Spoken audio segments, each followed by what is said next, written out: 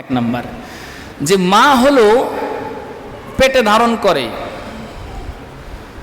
এই পেটে ধারণ করার কষ্ট কোনো পুরুষ কোনো বাবারা করে না, এক নাম্বার কারণ। দুই নাম্বার কারণ হলো ওয়াদাআত হুকুরহা। দুই নাম্বার কারণ আল্লাহ পাক আলোচনা করতেছেন, একজন নারী, একজন গর্ভধারিণী মা সন্তান প্রসব করার বেদনায় একজন নারী পায়, ঠিক কিনা? কোনো বাবারা কোনো পুরুষেরা পায় না। সন্তান প্রসব করার যে বেদনা, এত যন্ত্রণা, এই যন্ত্রণা সম্পর্কে আল্লাহর পয়গম্বর মুসনাদ আহমদ শরীফের মধ্যে স্পষ্ট হাদিসের মধ্যে তুলে ধরেছেন। আল্লাহর পয়গম্বর বলেন, যখন কোন নারী সন্তান প্রসব করার যে বেদনা, এই বেদনা যদি কোনো নারী মারা যায়, সন্তান প্রসব করার সময় যদি কোনো নারী মারা যায়, তার আল্লাহ রাব্বুল আলামিন তার আমলনামায় শহীদের মর্তবা উঠায়া দেন। সুবহানাল্লাহ ওয়া বিহামদিহি। শাহাদাতের মর্তবা আল্লাহ তাআলা তার আমলনামায় দান করেন। বাচ্চাগুলো একটু বসান্ত, একজন ডাক দিয়ে, ছোট মানুষ যদি দেখেন এরকম বাচ্চা ডিস্টার্ব করে, তো এদেরকে না আনার চেষ্টা করবেন, ঠিক আছে?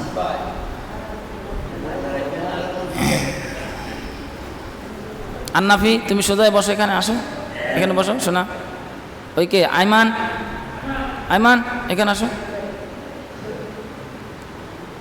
চুপচাপ বসে শোনো। তাহলে দুই নম্বর কারণ যেটা আমি আলোচনা করতেছিলাম, আল্লাহর পয়গম্বর আল্লাহ পাকের এই আয়াতের সাথে আল্লাহ রাসূল সাল্লাল্লাহু আলাইহি সাল্লাম হাদিস বর্ণনা করতেছেন, যদি কোনো দুনিয়ার জমিনে কোনো নারী সন্তান প্রসব করার সময় যদি মারা যায়, দুনিয়ার থেকে চলে যায়, তো আল্লাহ পাক রব্বুল আলামিন ওই নারীর মর্তবা এতটাই উচ্চ মাকাম করে দিয়েছেন যে শহীদের মর্তবা আল্লাহ তাআলা তাকে দান করে দেন। সুবহানাল্লাহ বিহামদিহি। পক্ষান্তরে যদি কোনো নারী সন্তান প্রসব করার পর জীবিত থাকে, সুস্থ থাকে, আল্লাহর পয়গম্বর জানাই দিতেছেন ওই নারীর একজন গাজী নারীর সওয়াব তার আমলনামায় দান করা হয়। সুবহানাল্লাহ বিহামদিহি। বুঝতেছেন সবাই? একজন পুরুষ আল্লাহর রাস্তায় জিহাদ করার জন্য, আল্লাহর সন্তুষ্টির জন্য, আল্লাহর রাস্তায় জীবনকে বিলিয়ে দেওয়ার জন্য যে যায়, শত্রুদের সাথে মোকাবেলা করে, এরপরে সে বাসায় ফেরত আসে, এই লোকটাকে বলা হয় গাজী। এই লোকটাকে কি বলা হয়? গাজী। ঠিক পক্ষান্তরে কোনো মহিলা যদি, কোনো নারী যদি সন্তান প্রসব করার পর জীবিত থাকে, বেঁচে থাকে, তাহলে আল্লাহর পয়গম্বর জানাই দিতেছেন যে এই মহিলার আমলনামায় একজন গাজী নারীর সওয়াব তার আমলনামায় লিপিবদ্ধ করে দেওয়া হয়। সুবহানাল্লাহ। তাহলে দুই নাম্বার কারণ আলোচনা করতেছিলাম, ওয়াদাআত হুকুরহা। দুনিয়ার জমিনে কোনো পুরুষেরা, কোনো বাবারা সন্তান প্রসব করার বেদনা পায় না, একজন নারী পায়, গর্ভধারিণী মা পায়, ঠিক কিনা? এবার আসেন দুই নাম্বার, তিন নাম্বার আলোচনা, নাম্বার 3। তিন নাম্বার যে কষ্টটা মা করে, এই কষ্টটাও কোনো পুরুষেরা করে না। তিন নাম্বার হলো হামালাতু উম্মুহু কুরহা ওয়া ওয়াদাআতহু কুরহা ওয়া হামলুহু ওয়া ফিসালুহু 30 শাহরা ওয়া হামলুহু ওয়া ফিসালুহু 30 শাহরা। মা যে দুধ পান করে সন্তানকে, কোনো পুরুষেরা, কোনো বাবারা কি এই কাজটা করে বলেন? এই কষ্টটা করে? এই তিনটা কষ্ট যখন একজন নারী করলো, গর্ভধারিণী মা করলো, তো এই পুরুষ তো এই তিনটা কাজ করল না। এই জন্য আল্লাহ রাব্বুল আলামিন এই তিনটার কষ্টের কথা আল্লাহ তাআলা কোরআনের মধ্যে জানিয়ে দিয়েছেন। বলেন সুবহানাল্লাহ। তিনটা কষ্ট। এই জন্য আল্লাহ রাসূল সাল্লাল্লাহু আলাইহি সাল্লাম বলেন, ওয়াকালা নবী সাল্লাল্লাহু আলাইহি সাল্লাম, হাদিস নাম্বার শোনেন 187, 187 নাম্বার হাদিস মুসনাদে শরীফের মধ্যে আল্লাহ রাব্বি সাল্লাল্লাহু আলাইহি সাল্লাম বলেন, ওয়াকালা নবী সাল্লাল্লাহু আলাইহি সাল্লাম, ইন্নাল্লাহা ইউসিকুম বিল উম্মাতি সালাত। আল্লাহ নবী বলেন, ও গোটা উম্মতি মুহাম্মাদি, তোমরা কান খাড়া করে শুনে রাখো, আমার পক্ষ থেকে, আমি নবী, আমার পক্ষ থেকে তোমাদের কাছে নসিহত হলো, তোমার মায়ের যে 3 বার অধিকার দেওয়া হয়েছে, 3 বার কথা বলা হয়েছে, এই 3 বারের কথা বলার অর্থ হলো মায়ের সেবা একটু বেশি করে করবা, ঠিক কিনা? মায়ের খেদমত তুমি করবা, মাকে বেশি সেবা করার চেষ্টা করবা। এর মানেই এই 3 বারের বলার অর্থ হলো মায়ের প্রতি একটু গুরুত্ব বেশি। কারণ পুরুষ তো আর পেটে ধারণ করে না সন্তানকে, পুরুষ তো আর সন্তান প্রসব করার যে বেদনা তো পায় না, পুরুষ তো আর বাচ্চাকে দুধ পান করার যে কষ্টটা এটা তো আর করে না, এটা একজন নারী করেন। তা আল্লাহ রাসূলের হাদিস আর কোরআনে কারীমের তাফসীরের অর্থ সহকারে এটাই বোঝা যাচ্ছে যে মায়ের সেবা একটু বেশি করার দরকার। এবার আসেন, মা একেবারে খুশি করতে যে বাবা যেন কষ্ট না পায়, এটা আবার খুবই সাবধানের সাথে আল্লাহ নবী বলে দিয়েছেন, খুবই সাবধান তোমরা সন্তান যারা আছো, বাবা যেন কষ্ট না পায় মাকে খুশি করতে যায়। শীতের কনকনে শীতের মধ্যে যখন তোমার কাপড় দরকার হয়েছিল, ওই সময় কে আনছিল? বাবা। নিজের বাবা সারাদিন কষ্ট করে সন্তানের জন্য। আওয়াজ করে বলেন, কার জন্য? সন্তানের জন্যই তো করে, নিজে না খাইয়া সন্তানকে খাওয়ায়। সন্তান তুমি প্রসব করে দিয়েছ, প্রসব করার সাথে সাথে ভিজে জায়গায় বাবা ঘুমাইছে, সন্তানকে শুকনা জায়গা ঘুমাইছে। বাবার কষ্ট কিন্তু সারাদিন কষ্ট পরিশ্রম করে, সেই বাবা যেন কষ্ট না পায়। মোহতারাম হাজিরিন, এবার আসেন সংক্ষেপে শেষ করি।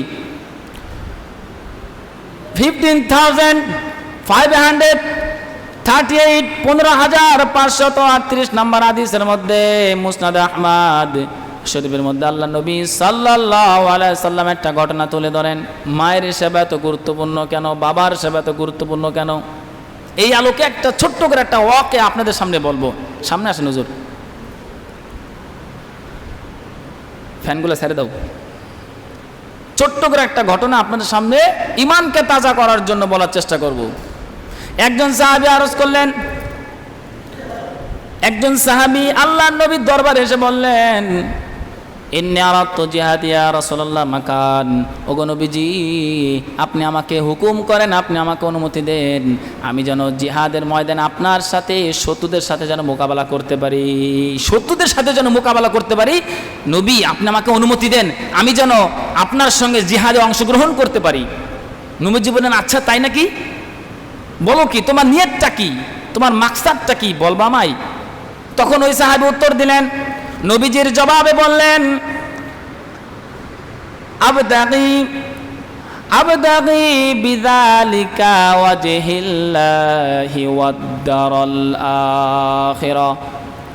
ইয়া রাসূলুল্লাহ, ইয়া হাবিবাল্লাহ, ইয়া নবী আল্লাহ, ওগো নবী আমি আল্লাহর রাস্তায় শহীদ হয়ে যাব, আল্লাহর রাস্তায়, আপনার রাস্তায় একমাত্র শুধুমাত্র আল্লাহর সন্তুষ্ট অর্জনের জন্য আমি জিহাদ করব।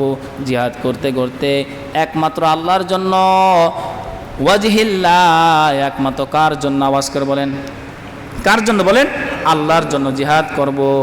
ওয়াদ-দারাল আখিরা, আখিরাত যেন সুন্দর হয়ে যায়, আমার জান্নাতের ফয়সালা যেন হয়ে যায়।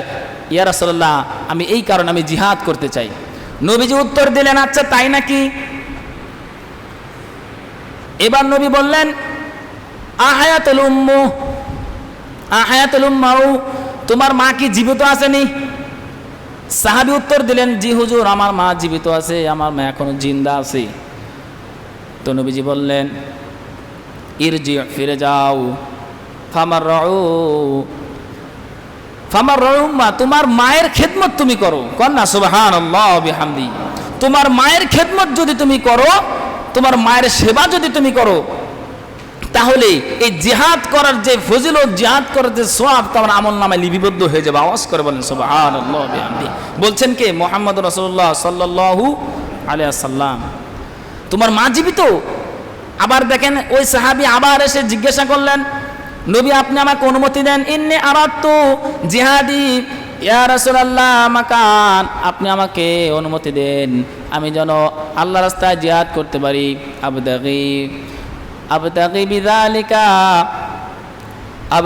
বিযালিকা ওয়াজহিল্লাহি ওয়াদ-দারাল আখিরা, ও নবী আপনি আবার আমাকে অনুমতি দেন, আমি যেন জিহাদের ময়দানে অংশগ্রহণ করে আল্লাহর রাস্তায় শুধুমাত্র আল্লাহর সন্তুষ্ট অর্জনের জন্য নিজেকে বিলিয়ে দিতে পারি। নবীজি দ্বিতীয়বার জবাব দিলেন, তোমার মা কি জীবিত? আহায়াতুল উম্মাও, তোমার মা কি জীবিত? সাহাবী বলেন, জি হুজুর আমার মা জীবিত। তা যাও তুমি ফিরে যাও, তুমি তোমার মায়ের খেদমত করো। আবারও এই প্রশ্ন করলেন সাহাবী, তিনবার প্রশ্ন করছেন। এবার আরেক বর্ণনায় হাদিসের মধ্যে আসছে, যে মায়ের সেবা করা, বাবা মায়ের সেবা করা, এটা জিহাদের সওয়াব তার আমলনামায় দিয়ে দেওয়া হয়। সুবহানাল্লাহ বিহামদিহি। মুহতারাম হাজিরিন, মায়ের সেবা যে কত গুরুত্বপূর্ণ, বাবার সেবা যত্ন করা, বাবার সাথে আচরণ ঠিক রাখা। এবার আসেন, বাবা মায়ের সাথে সেবা যত্ন করলে লাভটা কি? আরেকটা লাভ আছে, 25,337 নম্বর হাদিসের মধ্যে, মুসনাদে আহমদ শরীফের মধ্যে আল্লাহ নবী সাল্লাল্লাহু আলাইহি সাল্লাম একটা হাদিস বর্ণনা করেছেন। আল্লাহ নবী ঘুমিয়েছিলেন, ঘুমানো থাকা অবস্থায় দেখতেছেন, এই ঘুমের ঘরে তিনি স্বপ্নে দেখতেছেন যে নবীজি জান্নাতের মধ্যে বিচরণ করতেছে। ঘুমের ঘরে স্বপ্নে দেখতেছেন রাআইতুমুনি ফিল জান্নাত, জান্নাতের মধ্যে তিনি বিচরণ করতেছেন। তো এই বিচরণ করার সময়, চলাফেরা করার সময় তিনি ক্ষীণ আওয়াজ একটা আওয়াজ পাইতেছেন, যে এই তেলাওয়াতটা আসতেছে একটা ক্ষীণ আওয়াজ, এই তেলাওয়াতটা কিসের? ভালো করে মনোযোগ সহকারে যখন খেয়াল করলেন, দেখলেন যে এটা কোরআনে কারিমের তেলাওয়াত। কিসের তেলাওয়াত? আওয়াজ করে বলেন, কিসের আওয়াজ? কোরআনের আওয়াজ পাইতেছে। এইবার নবীজি জিজ্ঞাসা করতেছে, এই স্বপ্নের ঘরেই ওই জান্নাতি ব্যক্তিরা জিজ্ঞাসা করতেছে যে এই তেলাওয়াত করতেছে, হু আর ইউ, তুমি কি? তো তখন ওইখান থেকে আওয়াজ দিতেছে, ইয়া রাসূলুল্লাহ ইয়া হাবিবাল্লাহ, আমি হারিস ইবনে নুমান। তোমার এই অবস্থা, জান্নাতের মধ্যে তোমার এই অবস্থা কেন? এই কোন আমলের কারণে তুমি এরকম ফজিলত তুমি পাইলা, আমার একটু বলবা? নবীজি বলতেছেন এই কথা, হারিস ইবনে নুমান সাহাবী, মশহুর একজন সাহাবী, প্রসিদ্ধ একজন সাহাবী।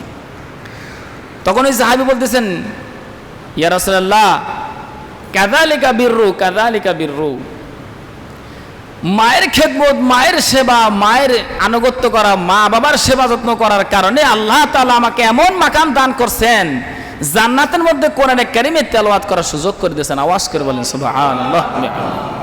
মুহতারাম হাজিরিন, তাহলে বাবা মায়ের সেবা যত্ন করা, বাবা মায়ের সেবা যত্ন করা, এটা যে কত বড় আমাল, আপনার জিহাদের সওয়াব পাওয়া যাবে। শুনতেছেন সবাই? জিহাদের সব আমল নামে লিখে দেবে। আপনার বাবা মা আপনার উপর অসন্তুষ্ট, আপনার জন্য নবীজির দোয়া আছে না নাই? কথা কন না কেন, আছে না নাই? ধ্বংস, তাও মিয়া ধ্বংস, হালাক। এবার আসেন হাদিসটা বর্ণনা করি। আল্লাহ নবী মেম্বারে খুতবা দিতেছিলেন। মেম্বারে খুতবা দেওয়ার সময় প্রথম মেম্বারে যখন প্রথম সিঁড়িতে পা রাখলেন, জিবরাইল আমিন বলতেছেন, যারা রমজান মাস পায়া যারা গুনাহ মাফ করাতে পারলো না, তাদের জীবন তাদের ধ্বংস হোক, তারা ধ্বংস হোক। নবীজি বললেন আমিন। দ্বিতীয় সিঁড়িতে যখন পা রাখলেন, জিবরাইল আমিন বললেন, যারা বাবা মা জীবিত থাকা অবস্থায় খেদমত করলো না, বাবা মার নাফরমানি করলো, বাবা মার সাথে আচার আচরণ খারাপ করলো, বাবা মাকে কষ্ট দিল, বাবা মার সাথে নাফরমানি করলো, তাদের জীবনও ধ্বংস, তারাও ধ্বংস। নবীজি বললেন, কথা কন না কেন, নবীজি কি বলছে? আমিন। তৃতীয় মেম্বারে যখন পা রাখলেন, তৃতীয় সিঁড়িতে পা রাখার সময় জিবরাইল আমিন বলতেছেন, যারা আপনার নবী, আপনি নবীর নাম শুনে যারা দুরূদ পড়লো না, তাদের জীবন ধ্বংস হোক, তারাও ধ্বংস হোক। নবীজি বললেন, জোরে কর না, নবীজি বললেন আমিন। তিনটা দোয়া করছে। এই তিনটা দোয়ার মধ্যে বাবা মার কথা আছে না নাই? কথা কন, আছে না নাই? আমার ভাইরা, বাবা মায়ের সেবা যত্নের মধ্যে, খেদমতের মধ্যে আল্লাহ রাব্বুল আলামিনের পয়গম্বর দোয়া করেছেন, জিবরাইল আমিন বলেছেন, আর আল্লাহ নবী আমিন আমিন করছেন, ঠিক কিনা? তা বাবা মার সেবা যত্ন এতই দামি, আল্লাহ পাক 26 পারার 2 নম্বর পৃষ্ঠার মধ্যে কত সুন্দরভাবে আলোচনা করেছেন। ওয়াসাইনাল ইনসানা বিওয়ালিদাইহি ইহসানা। আল্লাহু আকবার বলে, আল্লাহু আকবার। লা তা'বুদুনা ইল্লাল্লাহ ওয়া বিল ওয়ালিদাইনি ইহসানা। বাণীটা কার? আল্লাহর। আওয়াজ করে বলেন, বাণীটা কার? আল্লাহর। যে আল্লাহ ছাড়া কাউকে তোমরা ইবাদত করো না, তোমরা তোমাদের পিতামাতার, হে দুনিয়ার জমিনে যত সন্তানেরা আছো, তোমরা তোমাদের পিতামাতার সহিত সদা আচরণ করো, ভালো আচরণ করো, সেবা করো, খেদমত করো, ভালো আচরণ দেখাও। তাদের সাথে খারাপ আচরণ করা যাবে? কথা কন না কেন, করা যাবে? পিতামাতা যে কি দামি জিনিস। এই জন্য মুহতারাম হাজিরিন, এই বাবা মা যেই সন্তানের উপর একবার আহ শব্দ ব্যবহার করবে এর এর জীবন শেষ। তাহলে ছোট্ট করে একটা ঘটনা কয়, যেহেতু অল্প সময় আছে। বাবার সাথে কথা কওয়া পর্যায়ে সন্তান করছে কি, বাবার একটু ডাক্কা দিছে, একটা কথাই কথা আর কি। তো এটাও একটা বাস্তব কথা, আমি যে কথাটা আপনার সামনে বলতেছি। তা বাবার যখন ধাক্কা দিয়েছে, যেমনি হোক ধাক্কাটা লাগিয়ে গেছে, তা বাবা একটু খুব মনে কষ্ট পেয়ে গেছে গা। তা মনে কষ্ট পায় সন্তানরে কইছে, তোর পেট যেন আল্লাহ কাটে। কি কইছে কান্ত? তোর পেট যেন আল্লাহ কাটে। এইবার ঘটনাক্রমে বছরখানিক যাইতে না যাইতেই এমন একটা রোগ দেখা দিয়েছে, এর পেট আসলে কাটতে হয়েছে, অর্থাৎ অপারেশন করতে হয়েছে। এটা তো স্বাভাবিক, বাস্তবে আপনাদের সামনে ঘটনা তুলে ধরলাম। বাবা মায়ের বদদুয়া ডাইরেক্ট সরাসরি মুখ দিয়ে বলা লাগে না, অন্তরেই যথেষ্ট। কথা বলেন ঠিক কিনা? এই জন্য মহতারাম হাজিরিন, এমন যেন কখনো কানে আওয়াজ না আসে যে হুজুর পিতা মাতার সাথে ভালো আচরণ করতে হইব, এই বিষয়টা বয়ান করেন, এই বিষয়টা কথা কন। তা যেই কথাগুলো বলবে বা যেই কথাগুলো বলার চেষ্টা করবে, নিশ্চয় এর মধ্যে কোনো কষ্ট আছে না নাই? কথা কন, আছে না নাই? মহতারাম হাজিরিন, আপনি ইবাদত বন্দেগী করেন, বেঈমান হওয়ার জন্য একটা ইবাদত ছাড়াই যথেষ্ট। কথা কন ঠিক কিনা? শয়তান আপনার থেকে আমার থেকে বেশি ইবাদত করছিল, 8 লক্ষ বছর কি করছিল?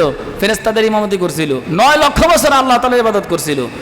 ও সব ইবাদত ঠিক আছে, খালি একটা, খালি কারণ ছেড়ে দিয়েছে, খালি একটা মানে নাই। আওয়াজ করে বলেন কয়টা মানে নাই? কথা বলেন কয়টা মানে নাই?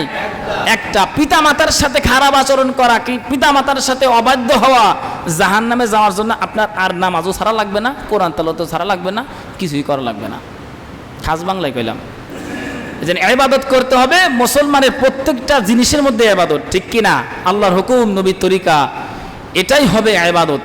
যে কথাগুলো বললাম, আল্লাহ পাক রব্বুল আলামিন পিতা মাতার সহিত সৎ আচরণ করার তৌফিক দান করুক, বলি সবাই আমিন। আল্লাহ পাকের এই কোরআন আয়াতের অর্থের সাথে সকলকে আমলে সলিহা ইস্তেকামাতের সাথে করার তৌফিক দান করুক, সবাই বলে আমিন। যারা কেবলা জুমার সাহেবের কাছে সুন্নত পড়েন নাই, আমরা এক মিনিট বসেন। ছোট্ট করে একটা কথা আপনাদের সামনে বলতে আমি ভুলে গেছি। আপনাদের সামনে একটা নিউজ, এটা আপনারা জানেন, তারপরও আমি আপনাদের সামনে বলে দিতেছি। এই যে বন্যায় কবলিত যে মানুষগুলোর যে অবস্থা, দুরবস্থা শুনছেন না? বর্তমান তো দেশে মিডিয়ার জগৎ, মোবাইলে টিভিতে হয়ে গেছে। এই যে বন্যায় কবলিত মানুষগুলোর যে অবস্থায়, এদের ফান্ডে কিছু টাকা আমাদের বা আমাদের সহযোগিতার দরকার আছে না নাই? বলেন না?